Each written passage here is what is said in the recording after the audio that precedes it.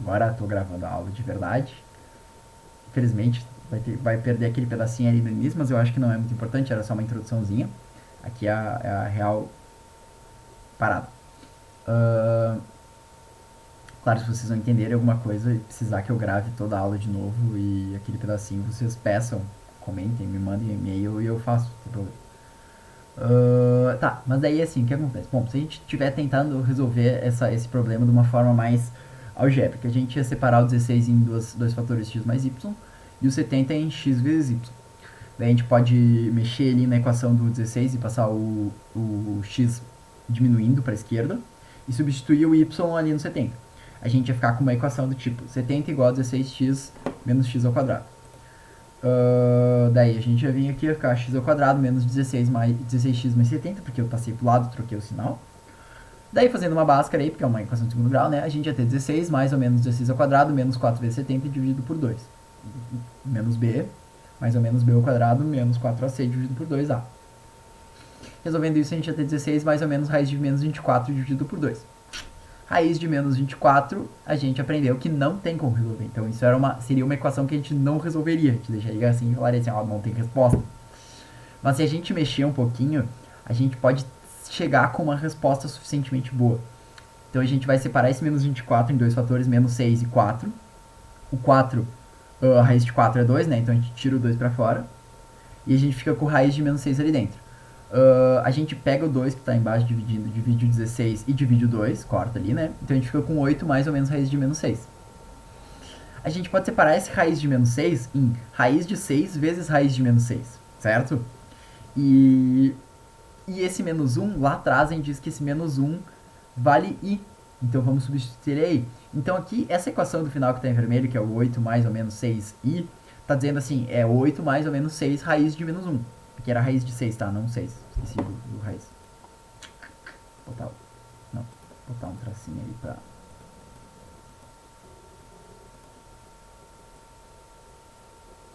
Esse caso, hein? Raiz de 6i. Por que isso é legal? Porque agora, se a gente pegar esse número x 8 mais 6i, ou menos i, tanto faz, pode dizer qualquer um dos dois, se a gente vier aqui e colocar ele aqui, 8, se o x for igual a 8 mais 6i, qual que tem que ser o y? Bom, vamos fazer aqui, né? 16 igual a 8, vamos por 8, raiz de 6, que vai ser, vamos fazer um raiz 6i,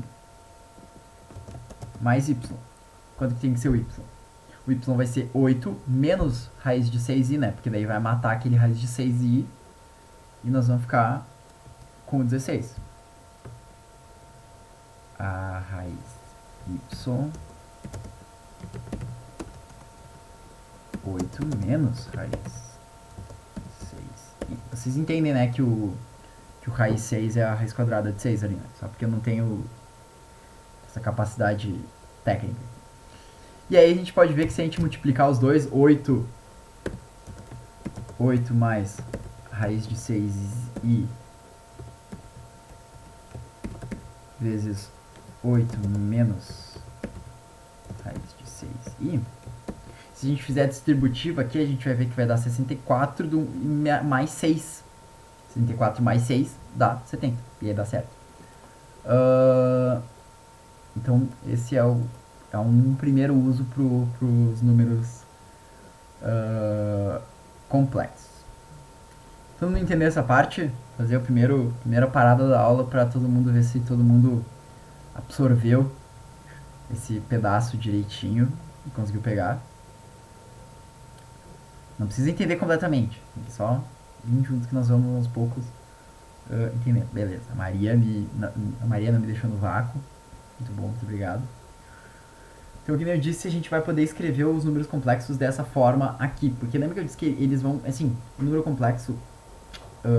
vocês puderam ver que o nosso número que a gente tinha aqui antes, ele era um 8 mais ou menos 6i. Então, ele tinha uma parte que era real, que era o 8. E uma parte que a gente vai chamar de imaginária. Porque ela está sendo multiplicada por esse raiz de menos 1.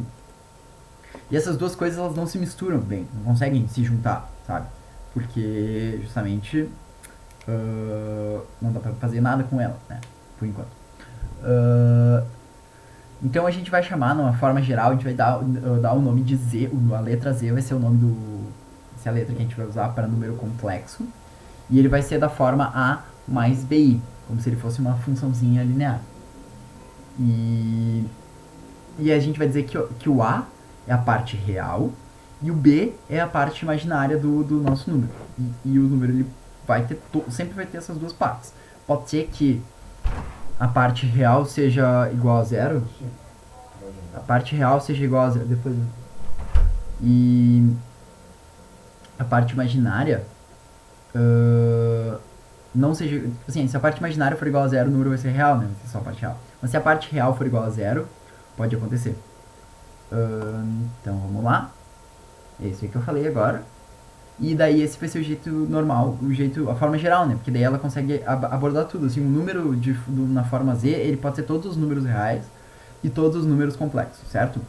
E aí o que acontece? Se o número ele não possui parte imaginária, ele vai ser um número real, como eu falei. Mas se ele só possui parte imaginária, ou seja, ele não tiver parte real, a gente vai chamar ele de imaginário puro.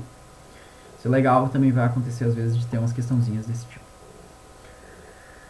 Beleza. O que é o plano de Argand-Gauss? O plano de Argand-Gauss é uma forma de entender os números complexos de uma maneira gráfica. Lembra que a gente tem o nosso plano cartesiano, né? A gente consegue relacionar os números da forma em pares ordenados, né? Qual que é o valor de y com o valor de x. O plano de Argand-Gauss é mais ou menos a mesma coisa. A gente vai ver os números complexos como um par ordenado de A e B. Ou seja, primeiro a gente vai falar da parte real e depois a gente vai falar da parte imaginária. Vocês já vão entender. Pensa assim, a gente já viu a reta dos números reais, sabe? A gente já viu isso, que existe uma reta para números reais. A gente pode colocar todos os números reais em uma reta com zero no meio, todos os números positivos para um lado, todos os números negativos para o outro. E aí se a gente colocar uma outra dimensão, a dimensão da vertical, vai ser a parte dos imaginários, ok? Então, aí é um jeito bem gráfico da gente visualizar, que a gente pode ver tipo assim, se o número estiver em cima da reta horizontal, ele é um número real, né? Se ele estiver em cima da linha vertical, ele vai ser um número imaginário puro. Então, por exemplo, aqui a gente vai ter os vários pontos, os vários pares ordenados, os pontos aqui, né? Por exemplo, Z1 é um par ordenado de A igual a 4 e B igual a 6, né? A gente tem o Z2 aqui, de menos 3 e aqui deve ser menos 1, assim. Então, menos 3, menos 1 i. Então, assim a gente pode relacionar os números. E vocês podem ver que esses números eles já estão podem formar retas aqui. Isso aqui a gente vai ter que usar depois. Essas retinhas que eles formam, certo? Então esse aqui é um jeito de analisar graficamente os números complexos, com os reais na horizontal, a parte real na horizontal e a parte imaginária na vertical. E lembrando, daí olha só, muitas vezes a gente vai chamar o número real pelo par ordenado, em vez de a gente estar falando daquela fórmula Z igual a mais B, e a gente vai chamar ele por P igual a vírgula B. Então, por exemplo, se a gente falar de um real, se eu falar um número complexo, tá um número complexo dado pelo P igual a 2,3. Então, esse número é... Então, ó, P igual a 2,3 é igual a... Na realidade, é o Z igual a 2 mais 3i. Certo? Esse é o jeito que a gente vai estar... que vai ser os vários jeitos que a gente tem de pensar nos números complexos, ok? Como a gente vai ter que tratar de um novo tipo de número, a gente vai inventar um novo conjunto numérico, tá? E esse conjunto vai ser o conjunto complexo dos números complexos, que a gente vai ser uma letra C com um tracinho assim. E ele é o conjunto mais abrangente de todos. E quando a gente for ver os polinômios, vocês vão ver que esse é o último conjunto numérico que existe. Não tem como ter mais do que isso. Tem uma regra lá que prova isso. Mas basicamente aqui vocês conhecem todos os tipos de números que existem tendo essa aula, certo? Uh, vou parar aqui e vou pedir uma coisa. Alguém entendeu o que é um número complexo? Tipo assim, o que ele é? Eu preciso da ajuda de vocês porque nem eu entendi ainda. Uh, como eu falei, ele é bem difícil de desabstrair, assim, né? Então, não sei se vocês estão preocupados, assim, que vocês não estão entendendo e tal, mas vamos por enquanto só pensar neles como a raiz de menos um, tá? Ele tá lá só para cumprir um papel para resolver o pepino que é resolver essas equações que tem a raiz de menos um. Vocês vão ver que ele é interessante porque ele resolve umas paradinhas que a gente não ia tentar, não ia conseguir fazer sem ele, tá? Então vamos lá na igualdade de números complexos. É muito fácil para nós que somos os ninjas dos números real entender o que é uma igualdade de números reais, né? Tipo, que são dois números reais iguais? É um número que seja exatamente igual. Então 2 é igual a 2. 2 é igual a 2 dividido por 4, porque 4 dividido por 2, né? 2 é igual a 4 meios, porque 4 meios é 2. Os números complexos vai ser um pouquinho diferente, porque a gente tem aquela parte imaginária. Então, para um número complexo ser exatamente igual ao outro, ele tem que obrigatoriamente ter a parte real igual e a parte complexa igual. Então, por exemplo, se a gente tivesse A mais BI igual a C mais DI, ou seja, dois números complexos diferentes, esse número complexo sendo Z1 e esse aqui Z2, para esse Z1 ser igual a Z2, o A tem que ser igual a C e o B tem que ser igual a D ao mesmo tempo. Não pode ser ou um ou outro, os dois tem que ser iguais. Porque daí, claro, daí tem a parte real igual e a parte complexa igual, certo? Bom, muito importante. Vamos ter um exemplo agora. Hora do exemplo. Hora do exemplo. Ai, esse exemplo é bom. Vocês querem fazer? Vocês querem fazer comigo? Vocês estão meio quietos, assim, eu vou entender que vocês estão numa fase meio adolescente, assim, não tem problema, podem ficar, não tenho problema com isso. Mas tentem fazer os exemplos antes, assim, não precisam falar assim, tentem fazer eles no papel, assim. Então, determine x e y para que o número complexo z igual a x mais z, 6 menos y quadrado menos 16 e seja um número real ou um número imaginário puro. Vamos entender isso aqui. Ele está dando um número real, um número complexo, só que ele está dando uma variável, duas variáveis, né? X e y. Vocês podem ver que essa parte aqui do y ao quadrado menos 16, tudo isso aqui está multiplicado por i, né? Então, essa aqui é a parte imaginária do nosso número, tá? Então, vamos olhar aqui. Se ele pede que seja real, a parte imaginária tem que ser igual a zero, certo? Porque daí ali zero e fica sem a parte imaginária, a gente tá show de bola. Então, para isso, y ao quadrado menos 16 tem que ser igual a zero. Bom, fazendo aqui o cálculo, jogo 16 para lá, fica y ao quadrado igual a 16, y igual a mais ou menos 4. Então, essa aqui é a condição para a gente ter esse número aqui real. Y tem que ser mais ou menos 4. Porque, claro, se a gente botar o 4 ou menos 4 aqui, vai pegar com 16, vai zerar. E tu vai ficar com um número que é x mais 6. Então, x mais 6 é um número real. Mas para o número ser imaginário puro, vai ser um pouquinho diferente. Porque para o número ser imaginário puro, a parte real tem que ser igual a zero. Mas tem que ter uma parte imaginária, né? Porque, tipo, se a gente deixar... tipo assim, porque para a parte real ser igual a zero, é só x mais 6 ser igual a zero. E x é igual a menos 6. Beleza, botou o x menos 6. E se a gente deixar y ser qualquer coisa, y vai poder ser 4 e menos 4. E quando y for isso, vai dar 0. E aí nós vamos ter um número imaginário, nós vamos ter um 0. 0 não é número imaginário, 0 é número bem real. Então, essa aqui é a condição de ter daquele número ser imaginário puro. X tem que ser igual a menos 6 e ao mesmo tempo y tem que ser diferente de 4 e diferente de menos 4. Certo? Todos entenderam esse exemplo aqui? Esse exemplo é legal, eu gosto desse tipo de exemplo. Tá, show, entendeu? Entendeu? Pô, vocês estão muito bons, assim, vocês estão entendendo tudo de números complexos, e números complexos não são fáceis, tá? Vocês podem ficar orgulhosos de si mesmo. Agora vamos começar com as operações de números complexos. As operações de números complexos, elas vão ser mais ou menos parecidas com a que a gente já viu. Só que tem umas que são meio cabreira. Então a adição, subtração e multiplicação são meio triviais. A divisão, a potenciação e a radiciação são meio estranhas. Divisão eu vou ter que ensinar vocês. Potenciação e radiciação eu vou deixar só no material que eu vou mandar, porque eu acho que é muito avançado e que eu nunca vi caindo em lugar nenhum. E mas tem nos livros de ensino médio, então, né? Mas eu acho que é muito complicado, sim, muito, me custar muito tempo e eu não vou passar. Mas divisão, adição, subtração e multiplicação vocês vão ter que ver, beleza? Vamos começar com adição e subtração. A gente já viu que um número, na forma geral, um número complexo é z igual a mais bi, certo? Para a gente realizar a soma e subtração, lembra que quando a gente tem uma raiz, né? Tipo, 1 mais raiz de 3. Se tu for somar isso com 2 mais raiz de 3, tu vai somar o 1 com o 2 e o raiz de 3 com o raiz de 3. Vai dar 2 raiz de 3, né? Então vai ficar 3 mais 2 raiz de 3. Aqui a gente vai seguir um princípio parecido, porque vocês se lembram que o i é uma raiz, né? Que ela tá ali como uma raiz. Então vocês têm que pensar no i como esse negócio meio separado, assim. Então a gente não vai poder somar número real com o número imaginário. A gente vai somar termo a termo, certo? Então, ó, aqui tem o exemplo. Se a gente tiver um Z1 que é A mais BI e um Z2 que é C mais DI, sendo que A, B, C e D podem ser qualquer número real, tá? Lembrando, a parte B, BI e a parte DI são as partes imaginárias do número que a gente está tratando.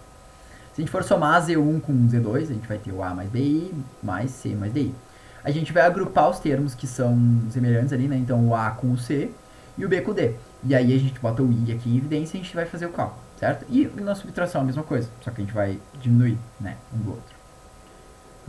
Inclusive aqui tá errado, tá? Então eu fiz correntes aqui, não vi, então eu vou aqui copiar para vocês do jeito certo. Corrijam isso aí que tá errado, por favor.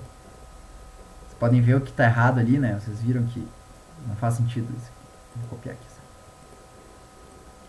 Então se A mais BI menos C mais DI, então vamos juntar os semelhantes. Então é A menos C mais B menos D. I. Então esse aqui que é o jeito certo de escrever, não essa patifaria que eu fiz ali, tá? Certo? Então é assim que a gente vai fazer. Quando a gente tiver um número, assim, eu não sei se eu botei exemplo, acho que eu esqueci de botar, porque eu sou tanso.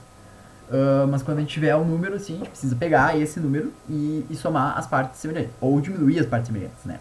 Só que lembra que, assim, esse menos aqui ele vai distribuir pra cá, vai ficar menos C, menos DI. Então a gente vai fazendo essa agrupação. E aí o resultado final vai ser essa parada aqui, tá? E a multiplicação. Vamos.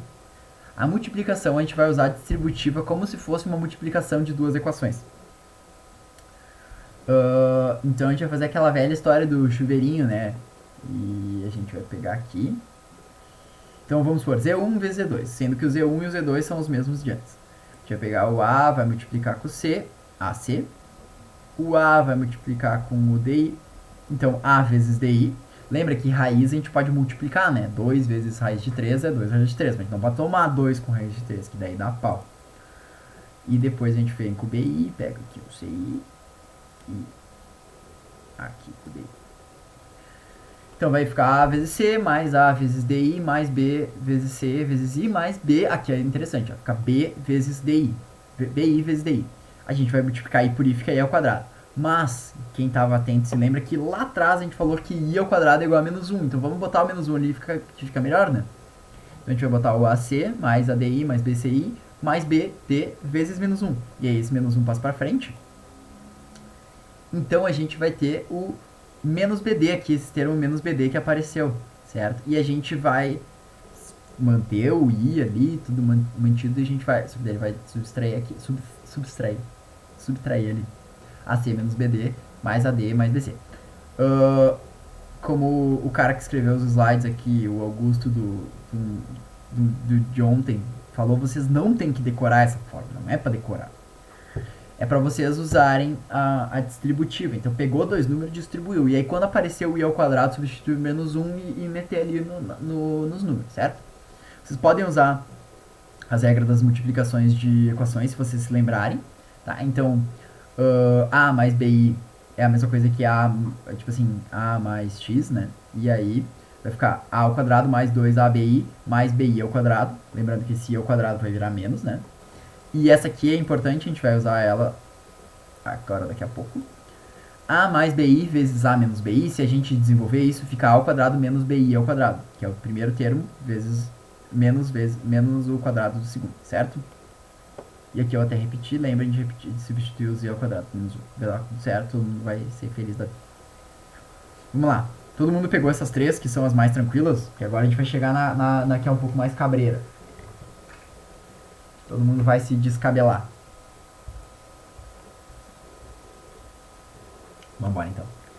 A divisão é diferente. Porque o que acontece? Se a gente tem uma divisão assim, que nem tipo Z1 mais dividido por Z2, a gente vai ter esse negócio que é uma soma embaixo, que a gente não consegue tirar essa soma dali.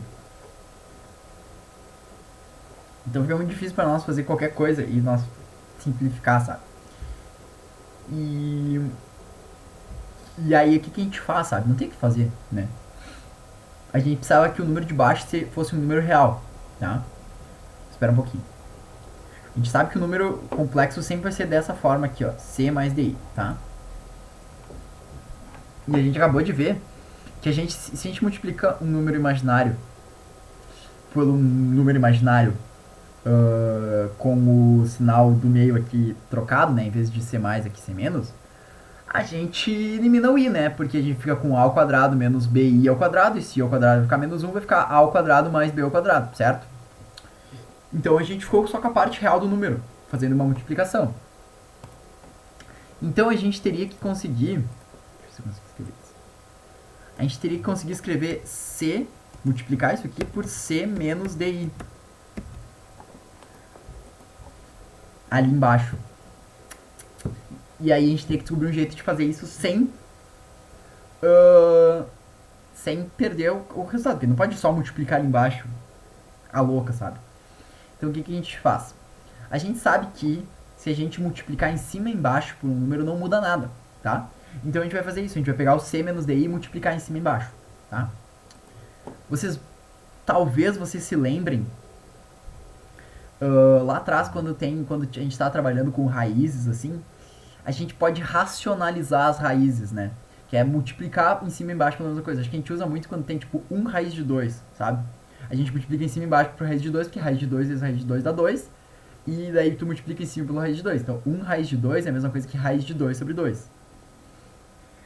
Então a gente vai fazer a mesma coisa aqui, a gente vai racionalizar. Então isso aqui... Isso aqui... Vocês viram que eu tô todo serelepe da caneta, acho que eu aprendi a usar. Isso aqui... Ah, um amarelo.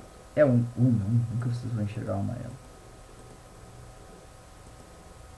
Isso aqui é 1 sobre 1, né? Porque é a mesma coisa em cima e embaixo. Então a gente está multiplicando por 1, não tem problema multiplicar por 1.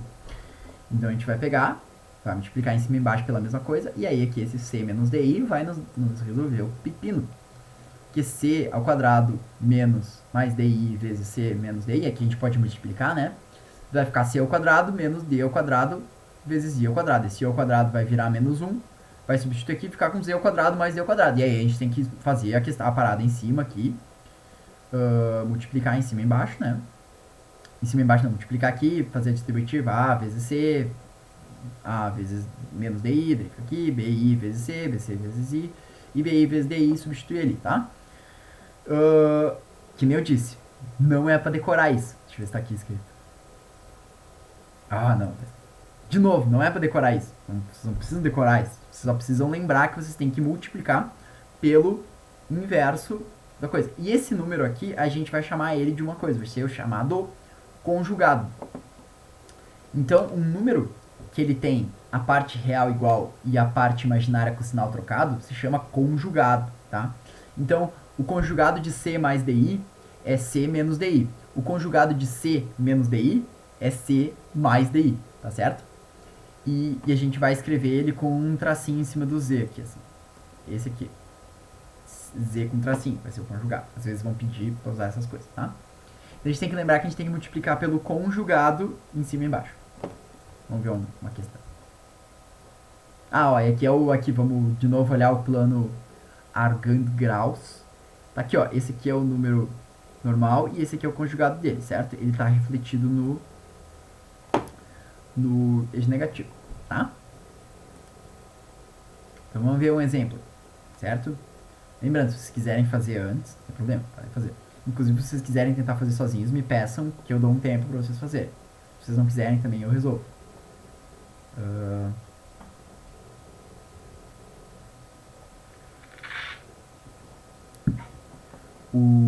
Vamos tentar resolver então.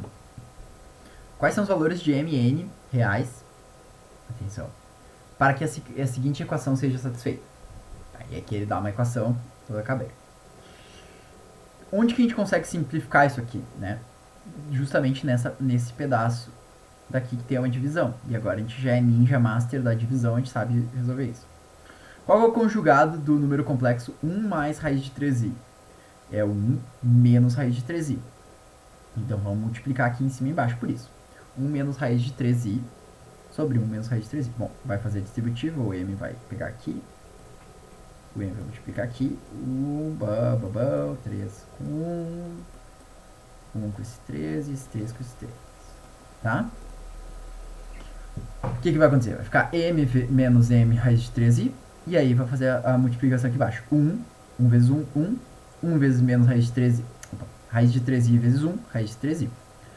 1 vezes menos raiz de 3i, menos raiz de 3i. E mais raiz de 13i vezes menos raiz de 3i, menos 3i. Porque raiz de 3 vezes raiz de 3 dá 3, né? I ao quadrado, porque tem 2i. Esse i ao quadrado vai virar menos. Ó, esses dois aqui vão se cortar. Raiz de 13i com... Quem já estava lembrado que isso aqui é aquele binômio lá do a menos b vezes a mais b, vai se lembrar que vai dar isso aqui, vai dar 1 menos 3 vezes menos 1, mais 3. Daí 1 mais 3, 4. Então a gente tem uma situação bem mais simplificada, né? Lembra que nós estávamos com essa patifaria aqui, m dividido por 1 mais raiz de 3i, e a gente está agora com m menos m raiz de 3i dividido por 4, que é mais tranquilo. Daí se nós substituir ali e juntar os termos que são iguais, né? O 1 com m dividido por 4, né? E o raiz de 3 com menos raiz de 3, m raiz de 3 sobre 4, que é a parte imaginária, a gente tem uma equação um pouco mais tranquila. Como ele quer que n seja real, ele falou que n é um número real, então a gente não pode ter parte imaginária, então essa parte aqui tem que ser igual a zero, certo? Então raiz de 3 menos raiz de 3 dividido por 4m igual a zero. Raiz de 3 igual a raiz de 3 dividido por 4m, m tem que ser igual a 4. E aí, se o m for igual a 4, a gente bota o m aqui, fica m dividido por 4, 1, 1 mais 1, 2. Então o m é 2. Então resolvemos m e n reais. Vocês sacaram que o pulo do gato era se ligar que o m era real, e aí tu tinha que resolver isso aqui, tá? Todo mundo entendeu divisão? Divisão é a parte que eu acho cabreira, assim.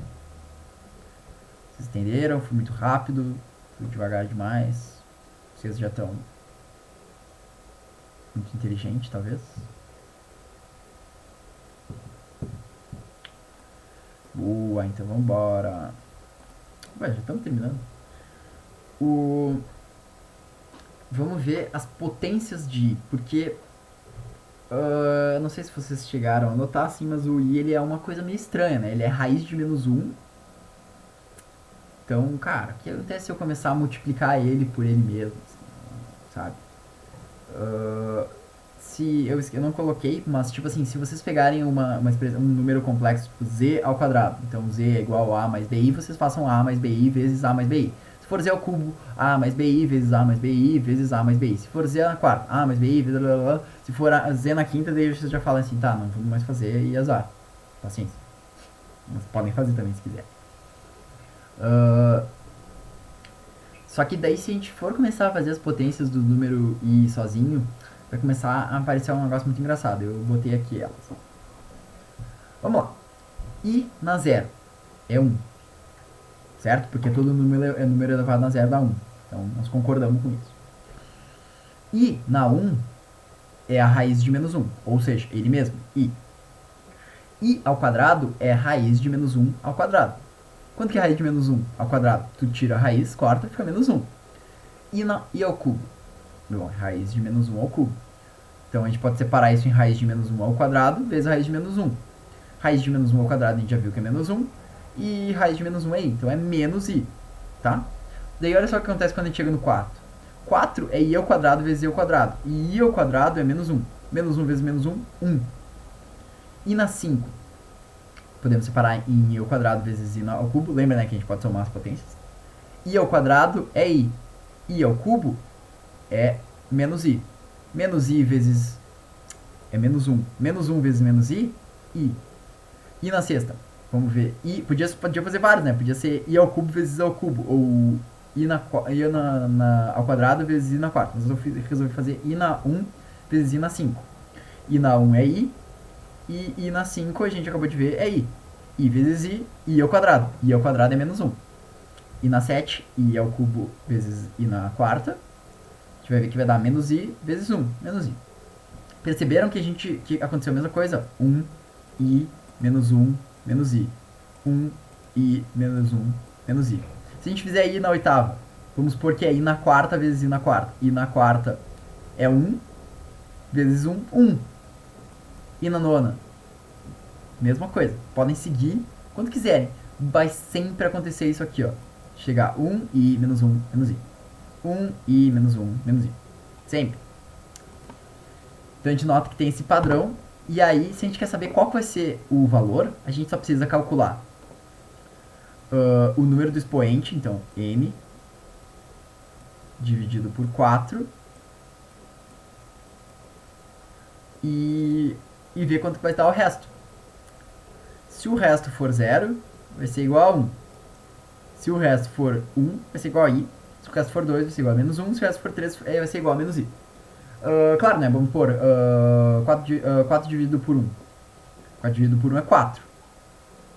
4 dividido por 1. Não, 1 dividido por 4. 1 dividido por 4 é 1, né? Não tem como dividir. Então sobra 1, então é i. Vamos nos maiores, assim, ó. 12. I na 12. I na 12 é 12 dividido por 4, dá resto 0, então i na 12 é igual a 1. Então isso aí é uma questão que pode acontecer, assim. Vai que o cara pergunte assim, quanto que é i na 1024? Assim, pô, não sei. Só que se tu calcular ali, tu vai ver que 1024 é divisível por 4. 24, né? 24 é divisível por 4, então é divisível por 4. Então o resto vai ser 0, então i na 1024 é 1. Então isso aqui pode acontecer também. Agora vamos fazer para a parte mais... a última parte, a parte mais complicadinha, assim. Ó, vou liberar vocês bem cedo hoje. Não sei se vocês se importam de ter pouca aula, assim. Eu não me preocupo muito com o horário, me preocupo em dar toda a matéria para vocês, que eu acho que é necessário, tá? Então, se vocês acham que é pouco, se vocês acham que vocês precisam de mais coisas, vocês podem me perguntar, tá? E pedir, não tem problema. Então, se a gente olhar ali o plano de Argand-Gauss, a gente vai ver que a gente pode traçar uma reta da origem até o P. E com isso a gente consegue ver um triângulo retângulo se formando aqui. E triângulos retângulos são super legais porque a gente pode usar a trigonometria nele para resolver as paradas, tá? E daí, bom, então a gente vai ver que tem um ângulo aqui que ele forma, né? Um tamanho de uma hipotenusa e esse cateto, né? Só que a gente vê que o cateto é o tamanho do B e esse cateto é o tamanho do A, que é muito legal, né? Então a gente vai ver umas relações trigonométricas, tá? A gente vai chamar de ρ, isso aqui é a letra grega ρ, esse Pzinho, é o mesmo ρ de densidade da física. A gente vai chamar, é a distância da origem até o ponto P. Esse vai ser chamado de um módulo do P, certo? Módulo de Z, no caso. E como que a gente vai achar ele? Bom, A ao quadrado, aqui é o A, né? E aqui é o B. Então, fazendo um Pitágoras maroto, ele fica raiz de A ao quadrado mais B ao quadrado. Lembrando, esse A é a parte real e o B é a parte imaginária. Então, vocês estão vendo, a gente está conseguindo dar um sentido um pouco diferente, né, para as coisas. E a gente também vai notar que o θ é o ângulo entre o ρ e o eixo dos reais. E a gente vai chamar ele de argumento de Z. Essas duas partes são muito importantes, eu inclusive frisei elas aqui, friso de novo, porque muitas vezes vão ser falados isso, e isso vai ser coisas que vão ser cobradas, assim, principalmente na URGS. A URGS faz muito disso, pede o que é o argumento, o que é um módulo, então isso aqui vocês precisam estar familiarizados, tá? E o argumento de Z a gente vai encontrar fazendo o cosseno do A sobre o ρ, ou o seno do B sobre o ρ, tá? E uma outra forma, e a gente pode escrever o A e o B em função de θ e ρ, né? Que daí vai ser diferente. Daí nós temos o A igual a ρ vezes cosseno de θ e o B ρ vezes seno de θ. E aí a gente substitui ali. E aí a gente vai ter essa formulinha marota que às vezes vai aparecer também. Z igual a ρ vezes cosseno de θ mais I vezes seno de θ. Eu achei essa fórmula numa questão da URGS bem antiga, assim, 2012, por ali. Não sei se pode vir a cair. Eu vou deixar um pouco mais profundo essa parte no Drive para vocês verem. Mas, assim, vocês podem fazer cálculos com esse tipo de coisa aqui também, né? Vocês podem ter o argumento. A minha aula foi, tá? Eu agora vou tentar dar um pouco de um panorama assim, menos abstrato, né? Porque eu só falei de número e de maluquice abstrata. Então, assim, o número do I, ele vai acontecer em alguns momentos na nossa vida. Nossa vida não, mas na física, assim, na mecânica. Porque às vezes vai acontecer que nós vamos ter umas equações quadráticas para resolver que vão dar o determinante negativo. Esse é um caso que existe que se chama pêndulo massa-mola subamortecido. Que é aquele esqueminha do sistema massa-mola, não sei se vocês lembram da física. Só que daí ele se chama subamortecido, porque o atrito ganha da coisa, assim, então ele é um negócio diferente, assim. Mas a questão é que quando tu vai fazer o cálculo disso aí, acaba aparecendo uma raiz quadrada negativa. E se tu para ali, tu não consegue resolver isso, caso acontece na vida real, sabe? Então, se tu usa o i, tu consegue substituir aqui, tu usando essa fórmula aqui, essa relação, tu consegue fazer em função de cosseno e seno. E como a gente lembra que cosseno e seno é uma função periódica, tu acaba conseguindo modelar o sistema massa-mola de ele ficar indo para cima e para baixo, sabe?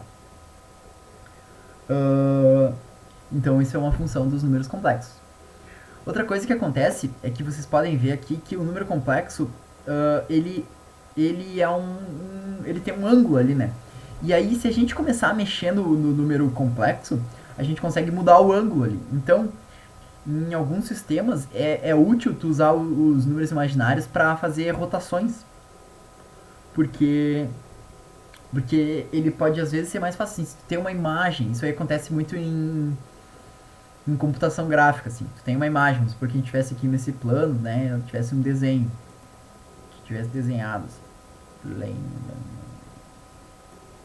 E aí digamos que eu quisesse fazer esse treco aqui, vir aqui para baixo, tá? Daí, porra, eu teria que pegar todos os pontos aqui e transportar eles pra cá. Ia ser um saco, sabe? É muito mais fácil tu pegar e chamar cada ponto de um vetor, uma reta até a origem, usar o número imaginário e aí só usar o conjugado dele, que ele vem aqui pra baixo. E o conjugado nada mais é do que um cálculo, uma relação com o ângulo. Então a gente acaba usando os números imaginários nesse tipo de coisa. Outra coisa que acontece muito, sistemas elétricos. Às vezes tu tem um sistema elétrico que quando tu for regular ele, fazer ele funcionar assim, ele vai ter uma raiz negativa. Principalmente em cálculos de corrente alternada, assim.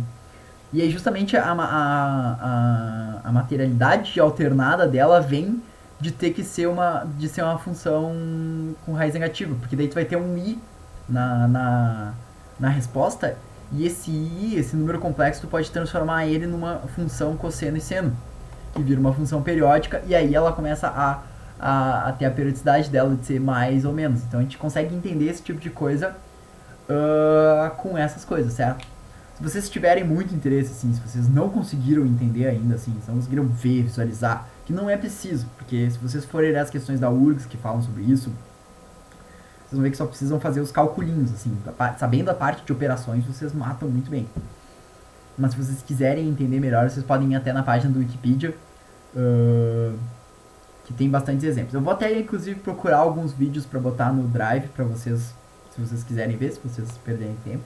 Se quiserem perder o tempo da vida de vocês vendo esse tipo de coisa, que eu acho que eu me amarro, mas vocês não precisam ser amarrados, precisam passar no vestibular. Mas se vocês quiserem ver, eu vou tentar colocar, tá? Essa foi a aula. Tudo que eu tinha pra falar, eu falei, eu acho. Tenho quase certeza. Alguém ficou com alguma dúvida? Alguém quer fazer uma pergunta? Aberto o microfone, podem falar o que vocês quiserem. Se vocês quiserem me xingar também, que eu falei muito rápido, fiquem à vontade. Se vocês quiserem reclamar que foi pouca matéria, fiquem à vontade. Se vocês quiserem reclamar que foi muita matéria, também fiquem à vontade. Eu vou por vocês, tá? Que nem eu disse. Ah, vou botar uns exercícios assim. Essa vez vai ser. Não sei se vocês fizeram os exercícios de trigonometria, mas eu botei só exercícios de vestibular. Dessa vez eu vou botar só exercícios que não são de vestibular. Oh, muito bom que tu perguntou. Não, não tem, eu não botei, mas até amanhã ou depois de amanhã, eu espero. No máximo. Depois de amanhã, no máximo. Eu espero ter colocado. Eu vou tentar colocar mais exercícios pra vocês treinarem essas coisinhas assim. E qualquer coisa perguntem pros monitores, ou pra mim, claro. Mas pergunte pros monitores, assim, eles estão muito sozinhos. Eles até inclusive reclamaram na última reunião que eles se sentem muito desamparados, que ninguém pergunta nada pra eles. Eles estão lá pra vocês, então assim, porra, se eu fosse vocês, assim, não consegui fazer um cálculo demais, assim, eu chamaria eles já. Eles estão lá, a gente tá tentando pensar em jeitos que eles podem conseguir ser mais perto de vocês, assim, resolver mais questões com vocês. Mas claro, né, não dá pra forçar vocês. Mas chamem eles estão muito sozinhos. Mas esse aí foi minha aula. Desculpa que ela foi meio curta. Não sei se vocês queriam mais matemática. Vocês queriam muito mais matemática. Mas foi isso, tá? Se vocês quiserem ir saindo, podem ficar à vontade. Se quiserem perguntar alguma coisa a mais, eu também tô aqui.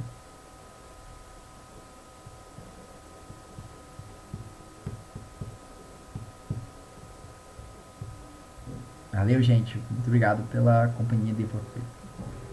Pena que veio pouca gente, né? Assim, eu fico preocupado e tal. Você vai conseguir recuperar essa aula.